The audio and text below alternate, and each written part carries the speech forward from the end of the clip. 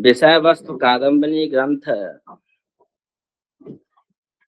मुख्य रूप से ज्योतिष शास्त्र का संहिता स्कंध का एक मूर्त रूप है।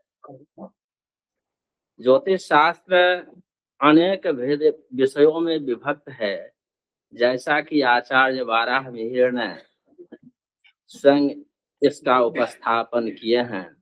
ज्योतिष शास्त्र अनेक भेद विषयम स्कंधत्रयाधिष्ठितम तत्कात्सर्योपन्यसनम संक्रियते संहिता। स्कंधेन अस्मिन् गणितेन ग्रहततिस्तंत्रा विधानसो होरा अंको अंक विनिश्चय स्कंध तृतीयोपर। तो तृतीय स्कंध जो संहिता स्कंध है, उस संहिता स्कंध का प्रमुख मूलभूत कुछ भिन्नता के साथ इसमें उपस्थापन किया गया है कादम्बनी ग्रंथ में। उसमें तिथि और वार की प्रमुखता को रखते हुए स्वाति योग के आधार पर आषाढ़ मास में वृष्टि विचार की व्यापक विश्लेषण इन्होंने किया है।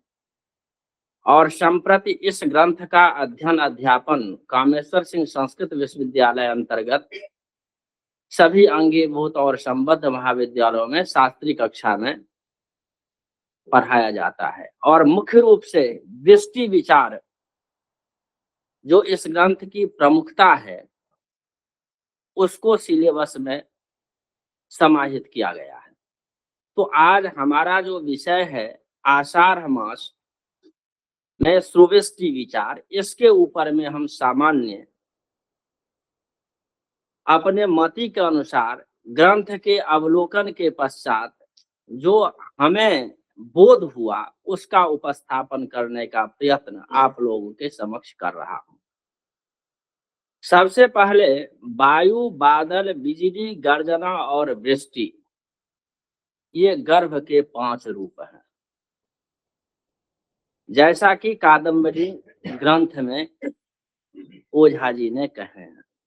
अब संहिता स्कंध का मुख्य 2 चीजें हैं, चंद्रचार और सूर्यचार। जैसे इससे पहले सोम और अग्नि के ऊपर में प्रथम सत्र में व्यापक चर्चा हुई, वैसे ही गर्भ निर्धारण के संबंध में संहिता ग्रंथों में तथा कादम्बनी ग्रंथ में इस बात का व्यापक रूप से उल्लेख प्राप्त होता है कि गर्भ धारण किस स्थिति में होगी और गर्भ की पुष्टि किस स्थिति में होगी और उसका वर्षा किस स्थिति में होगी, इसका पूर्ण विवरण यहाँ इस ग्रंथ में प्राप्त होता है। जैसे पौषे मूल भरंत्यम चंद्रचारेण गर्भवती,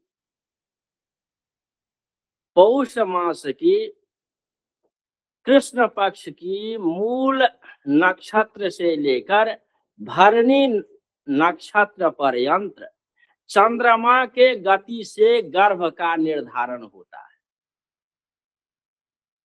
अब ये गर्भ का निर्धारण किस आधार पे किया जाता है? तो वायु, बादल, बिजली, गर्जना और वृष्टि, इसी से हम इसकी पुष्टि करते हैं कि गर्भ की क्या स्थिति है और जो आषाढ़ादि 4 मास हैं उसमें वर्षा की क्या स्थिति होगी। इसके लिए उन्होंने कहा बाता भ्रम गर्जत तरितो कितानी हिम प्रपातः कर्का बधातः अकाल संध्या परिवेशनश्च नव प्रकारेण प्रभवन्ति गर्भा। इस प्रकार ये 9 तरीके से गर्भ की सृष्टि होती है, प्रादुर्भाव होता है। अब इस ग्रह की पुष्टि किस स्थिति में होती है? अगर गर्भ की पुष्टि होती है तो सुवृष्टि होती है, अगर गर्भ की पुष्टि नहीं हो पाती है तो मध्यम वृष्टि होती है, और अगर वृष्टि हो जाती है तो इसका मतलब अनावृष्टि होता है। ये इस ग्रंथ में व्यापक रूप से इसकी चर्चा प्राप्त होती है। पौष महीने के विषय में, गर्भ धारण करने के विषय में, मेघ के विषय में। अब मेघ की भी श्रेणी हमारे ज्योतिष शास्त्र में जो की गई है वो 4 प्रकार के मेघ की चर्चा प्राप्त होती है।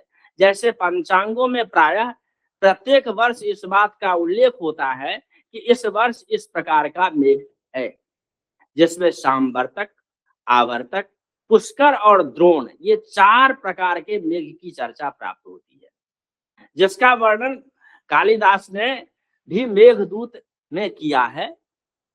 पुष्करा आवर्तक नामा, ऐसा उन्होंने कहा है। तो इसकी पुष्टि इस बात से हो रही है। दूसरी बात है कि ये गर्भ पुष्टि तो पौष महीने में होती है, लेकिन इसकी वृष्टि, सुवृष्टि या अल्पवृष्टि ये किस समय में होगा, इसके लिए संहिता ग्रंथ में इस प्रकार का वाक्य हमें प्राप्त होता है, और जिसका पूर्ण रूप से सत्यापन कादम्बिनी ग्रंथ में की गई है। आर्दादितो विशाखांतम सूर्यचारेर वर्षति। चंद्रमा के द्वारा, तो चंद्रमा के चार से यानी चंद्रमा के संचरण वशात मूल नक्षत्र से भरणी नक्षत्र पर्यंत तो गर्भ की पुष्टि हुई, गर्भ का निर्माण हुआ। और सूर्य के संचरण वशात आर्द्रा नक्षत्र से विशाखा नक्षत्र पर्यंत उस ग्रह के द्वारा जो गर्भ धारण हो चुका है उसकी वर्षा होगी, वो बरसेगा।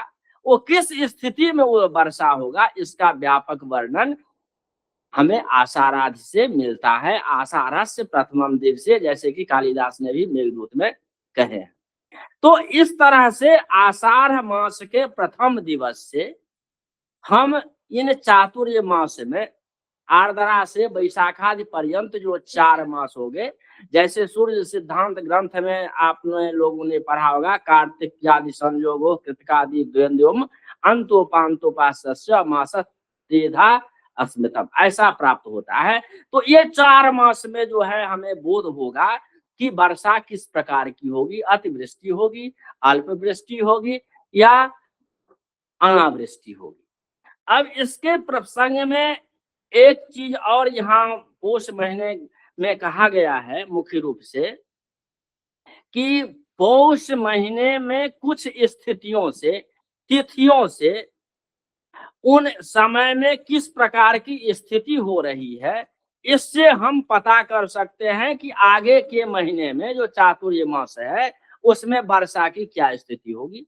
तो कहता है पौषस्य यदि पंचम्याम शुक्लायाम हिम वर्षणम, पौष मास की शुक्ल पक्ष की पंचमी तिथि को यदि हिम वर्षण हो,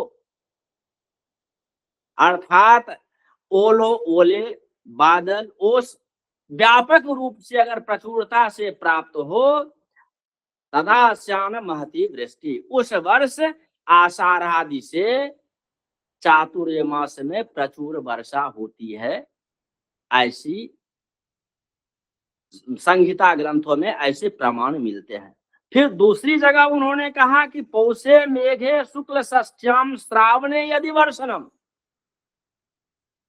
पौष मास की शुक्ल पक्ष की श्रवणा नक्षत्र के दिन यदि वर्षा हो, तो श्रावण महीने में तो वर्षा होगा ही, भाद्र कृष्ण घनोदय, और भाद्र महीने में यानी भादो के महीने में भी अत्यधिक वृष्टि होगी।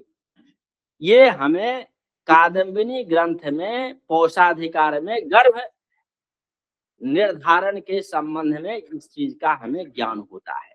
परंतु हमारा विषय आषाढ़ मास के तिथि और वार के आधार पे वृष्टि और सुवृष्टि का विचार है। तो इसके संबंध में मैंने जो आधुनिकता या नवाचार के दृष्टिकोण से देखा और जो अपनी स्वमति से जो इसके ऊपर में अनुभव किया या अनुमान लगाया, क्योंकि ज्योतिष शास्त्र जो है मुख्यतः 3 प्रमाणों पे आधारित है, प्रत्यक्ष, आगम और उत्पत्ति प्रमाण। तो मैं आगम आगम प्रमाण जो है ऋषि वाक्य है। तो इस ऋषि वाक्यों को आधुनिकता के साथ मैंने जो अपना मति का संयोग कराया, उसके आधार पर मैंने इस निष्कर्ष पर पहुंचा कि जो आधुनिक विज्ञान 3 तरह के वृष्टि का विचार करता है। आधुनिक विज्ञान या आधुनिक वैज्ञानिक के दृष्टिकोण से वर्षा 3 प्रकार के होते हैं और ये 3 प्रकार के वर्षा चक्रवातीय वर्षा, पर्वतीय वर्षा और संवहनीय वर्षा के नाम से जाने जाते हैं। तो सामान्य रूप से आप लोगों ने भी पढ़ा होगा कि चक्रवातीय वर्षा जो है, जब दो अलग तापमान वाली हवाएं एक साथ मिलती हैं और जब वो दोपहर के दिन के बाद आकाश की तरफ ऊपर की तरफ उठती हैं तो वो ठंडी होती हैं और वो जाकर के दोपहर के बाद भयंकर बारिश करती है। और इस प्रकार की वर्षा मुख्य रूप से विषुवतीय प्रदेशों में यानी उष्णकटिबंधीय प्रदेशों में होती है, जहां दोपहर के बाद निश्चित रूप से वर्षा होती है। तो ये वर्षा जो है, इस वर्षा के बारे में भी हमारे कादम्बनी ग्रंथ में व्यापक रूप से चर्चा प्राप्त होती है कि प्रत्येक 12 महीने के आधार पर ये चक्रवातीय वर्षा हमें कब प्राप्त होंगे। परंतु जो हमारे यहाँ की जो वर्षा होती है उसे हम पर्वतीय वर्षा कहते हैं। जो नमी वाली हवा पहाड़ों से टकराकर जो गुरुत्वाकर्षण से संघनित जलवाष्प पृथ्वी की सतह पर तरल रूप में जो गिरता है उसको हम वर्षा कहते हैं। और यह वर्षा पर्वतीय वर्षा मुख्यतः 4 मास आषाढ़ादि 4 मासों में होता है और जिसे हम मानसूनी वर्षा भी कहते हैं। अब इस मानसूनी वर्षा के संबंध में भी आधुनिक जो विज्ञान है वो 2 प्रकार के मानसून की कल्पना करते हैं, एक उत्तर पूर्वीय मानसून और एक दक्षिण पूर्वीय मानसून। उत्तर पूर्वीय मानसून जो है उसकी शुभारंभ प्रायः जून से होती है और जो सितंबर पर्यंत रहती है, और जो दक्षिण पूर्वीय मानसून होता है वो अक्टूबर से लेकर के मार्च पर्यंत तक होता है।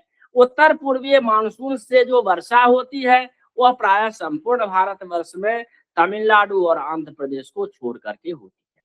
तो ये जो ग्रंथ है ये मुख्यतः इन वृष्टि के संबंध में इतनी व्यापक चर्चा इस ग्रंथ में उपलब्ध है जो प्रायः सभी संहिता ग्रंथों का निचोड़ इसमें व्यापकता के साथ समाहित कर दिया गया है। अब हम आषाढ़ मास की कुछ प्रमुख जो स्थितियां हैं इनके ऊपर में हम आप लोगों के समक्ष इस विषय का उपस्थापन करने का प्रयत्न स्वमति से कर रहे हैं। आषाढ़ मुख्य रूप से वर्षा के लिए जो हमारी सूर्यादि सप्त ग्रह हैं उसमें 2 ग्रह सबसे ज्यादा महत्वपूर्ण होते हैं और उसके लिए सबसे महत्वपूर्ण शुक्र और बुध है। जैसा कि बुधाचार अध्याय में आचार्य बाराहमिहिर ने स्पष्ट रूप से इस बात का उल्लेख किया है, नो उत्पादम परित्यज्य कदाचित चंद्रजो ब्रजत्युदम।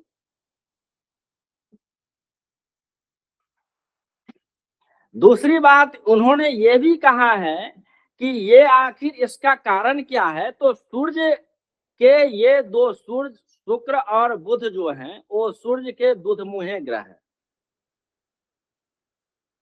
क्योंकि इन सूर्य से इन 2 ग्रहों की दूरी अधिकतम 28 डिग्री से 48 डिग्री, बुध की 28 डिग्री और शुक्र की 48 डिग्री तक दूरी हो सकती है। इससे अधिक की दूरी इसकी नहीं हो सकती। और ये 2 ग्रह मुख्य रूप से वर्षा का कारक बनते हैं। अब इसमें एक चीज और महत्वपूर्ण है ध्रुवा वृष्टि शनिश्चर, अगर उस समय में शनि का संचार अगर एक नक्षत्र से दूसरे नक्षत्र में होता है तो निश्चित रूप से प्रलयकारी स्थिति होती है, अत्यधिक वर्षा होती है। वही अगर मंगल की अगर उस समय में संचरण होता है तो पृथ्वी पे जल का पूर्ण अभाव हो जाता है। बुध शुक्रे समीपस्त्वा करोणत्वा एकर्णहवा महिम, ऐसा संहिता शास्त्र में श्लोक मिलता है कि बुध शुक्र की समीपता के वजह से जितनी नजदीकी हो जाएगी आषाढ़ मास में उतने अधिक वृष्टि होएंगे। और जो ही बुध शुक्र के बीच में यदि मंगल का समावेश हो गया तो वृष्टि का पूर्ण रूप से अभाव होगा। अब इसमें भी बृहस्पति को महत्वपूर्ण माना गया, उसके लिए दो तिथियां उन्होंने इसके लिए बृहस्पति के लिए निर्धारित की, और वो दो तिथियां हैं पूर्णा तिथि और नंदा तिथि। इन दो तिथियों में अगर बृहस्पति का संचरण अगर हो तो आषाढ़ मास में निश्चित रूप से अत्यधिक वृष्टि होगी। और मंगल के बारे में तो पहले श्लोक में कहा गया है, आषाढ़े प्रथमे भूमे निर्भमे यदि भास्करः न बिंदु गणितं तर्हि दो मासो स्याद वर्षनम। आषाढ़ मास के प्रथम दिवस में यदि मंगलवार हो तो 2 मास तक निश्चित रूप से वर्षा नहीं होता है। जैसा कि मैंने अभी आप लोगों को बताया कि मंगल के प्रभाव बस, मंगल के संचरण वशात वृष्टि का अभाव तथा बुध और शुक्र के संचरण वशात वृष्टि की प्रचुरता, बृहस्पति के नंदा और पूर्णा तिथियों में समागम के पश्चात पूर्ण वृष्टि, अन्य स्थिति में स्वअल्प वृष्टि की कल्पना कादम्बरी ग्रंथ में व्यापक रूप से प्राप्त होती है। अब इसी में स्वाति योग के विषय में व्यापक रूप से चर्चा है। अब स्वाति योग जो है उसके विषय में प्रायः ज्योतिष शास्त्र के संहिता ग्रंथ में, बृहद संहिता में स्वाति योगाध्याय ही है, एक अध्याय है। और ये स्वाति है क्या, इसके बारे में सामान्य रूप से आप लोग तो प्रायः समझते ही होंगे, लेकिन मैं अपने मति से जो समझता हूं कि स्वाति नक्षत्र का स्वामी है वायु, क्योंकि नक्षत्रों के स्वामी दस्रो यमलो धाता चंद्रा रुद्रो अदिति गुरु भुजंगस पितरो सेव भगो अर्जमा दिवाकर। इस सूत्र के अनुसार या इस प्रकार से अगर हम कहें तो स्वाति नक्षत्र जो है वो एक विशेष ज्योतिषीय स्थिति का योग है जो वायु से संबंधित है। और वायु से जब संबंधित है तब जब तक वायु का समावेश नहीं होगा तब तक वृष्टि का समावेश संभव नहीं है। अब ये वायु के विषय में युधिष्ठिर के समकालीन एक बहुत बड़े विद्वान हुए जिनका नाम था डाक, और उन्होंने ये कहा है कि आषाढ़ श्रावण महीने के लिए पछिया हवा यानी पछुआ पवन का सबसे अधिक महत्व होता है।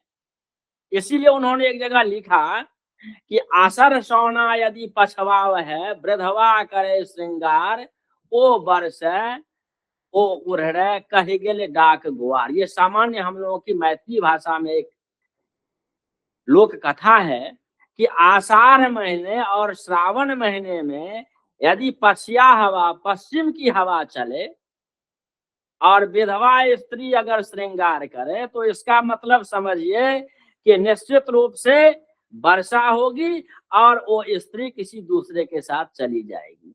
ऐसा उन्होंने अपने ग्रंथ में डाक वचन संहिता में चौथे भाग में इसकी व्यापक चर्चा की है।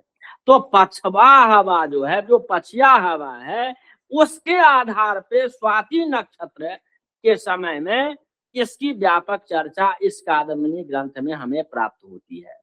तो मुख्य रूप से वर्षा के लिए 15वां नक्षत्र जो है हमारा, वो सबसे अधिक महत्वपूर्ण है। सूर्य सिद्धांत में भूगोलाध्याय में है, तेजो भूकंप बाते क्रमशः पंच जंजीरे, ऐसा आपको प्राप्त होता है। तो ये वायु के द्वारा ही वृष्टि का निर्माण होता है और आषाढ़ादि मास में खास करके ये स्वाति योग का बहुत ही अधिक महत्व है।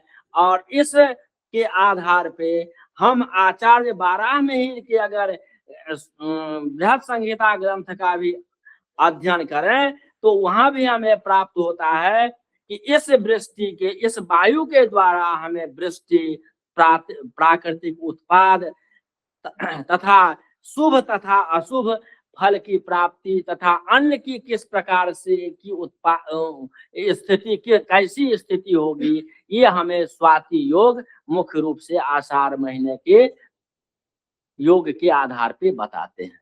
तो मुख्य रूप से जो आषाढ़ मास है वो वर्षा काल का प्रारंभिक मास है और इस मास के आधार पे ही हमारे अगले 4 मासों के वर्षा का निर्धारण किया जाता है। इसलिए कहा गया है कि आदि नवर्ष से अर्धरा, अंत नवर्ष से हस्त। यदि आर्द्रा नक्षत्र में वर्षा नहीं हो और अंत में हस्त नक्षत्र में यदि वर्षा नहीं हो तो अन्न की व्यापक कमी होगी। इसीलिए आषाढ़ मास की आर्द्रा नक्षत्र सूर्य के लिए महत्वपूर्ण होता है और इसीलिए प्रायः मिथिलांचल में ऐसा देखा जाता है कि आर्द्रा नक्षत्र का जब प्रवेश होता है तो उस 15 दिनों के अंतर्गत भगवान सूर्य की उपासना के लिए कि वृष्टि प्राप्त हो, इसके लिए क्षीरादि पदार्थों का भोज्य पदार्थ बनाकर भगवान सूर्य को अर्पित किया जाता है, जिसको हम लोग अपनी सामान्य भाषा में आर्द्रा पातिर के नाम से जानते हैं।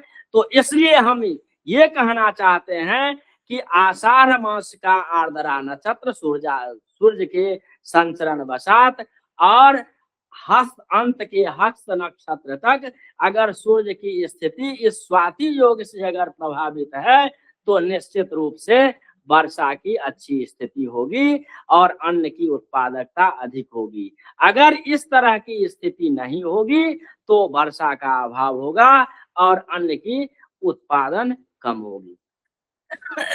अब इसमें एक छोटा सा विषय हमें यहाँ ये भी प्राप्त हुआ था इस ग्रंथ में कि पंचांग में प्रायः प्रतिवर्ष ये दिया जाता है कि इतना वर्षा, इतना विश्वा है और इतना विश्वा धान है। प्रायः जो मिथिला आदि प्रदेश के लोग हैं वो इस बात को पंचांग में पढ़ते होंगे कि 15 विश्वा धान और 20 विश्वा पानी, इस तरह की स्थितियां प्राप्त होती है। तो ये कादम्बिनी ग्रंथ में इसका वर्णन है कि हम आखिर वर्षा का निर्धारण कैसे करते हैं और धान का निर्धारण कैसे करते हैं कि धान कितना होगा और वर्षा कैसे होगा। तो इसके लिए उन्होंने लिखा कि आषाढ़ शुक्ल प्रतिपदा के दिन पुनर्वसु नक्षत्र का जितना भोग्य काल होगा उस भोग्य काल को 3 से भाग दे दीजिए, तो जो जितना भी समय आपका जितना भाग फल जो बचेगा वो भाग फल आपका उस वर्ष का वर्षा का विश्वा हुआ।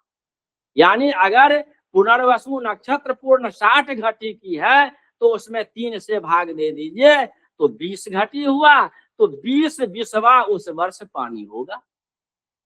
और उसी के पुनर्वसु से आगे क्या है, पुष्य नक्षत्र है, तो पुष्य नक्षत्र को 4 से भाग दीजिए, उसका जो भोग्यमान है उसमें 4 से भाग दीजिए और जो आपका भाग फल आता है वो आपका धान्य होगा। यानी शस्य उतने होंगे और वर्षा इतने होंगे। यह इस बात का भी उल्लेख इस ग्रंथ में है